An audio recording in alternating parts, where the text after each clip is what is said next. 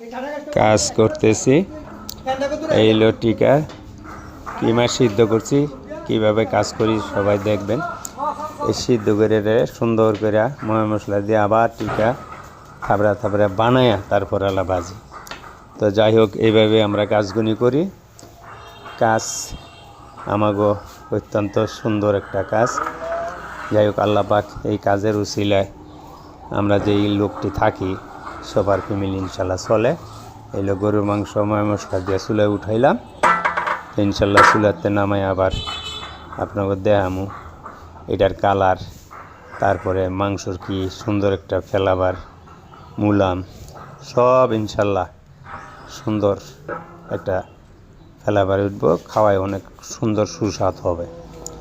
তো যাই হোক ভাই, এইভাবে আমরা যে কাজগুলি করি, এই যে মুরগির রোস্ট উঠায় এইভাবে সাজায় রাখলাম।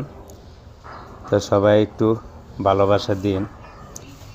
আপনারা ভালোবাসা দিলে আশা করি ইনশাল্লাহ আরও সামনের দিকে এগিয়ে যেতে পারবো। ফ্রাই সিদ্ধ করলাম।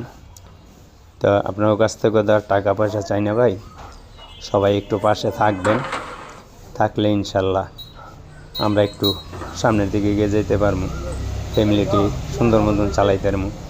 এই হলো জর্দা উঠাইয়া এই যেভাবে রাখলাম। তো সবাই ভালো থাকবেন, দোয়া করি ইনশাল্লাহ। আসসালামু আলাইকুম ওয়া রাহমাতুল্লাহি ওয়া বারাকাতুহু।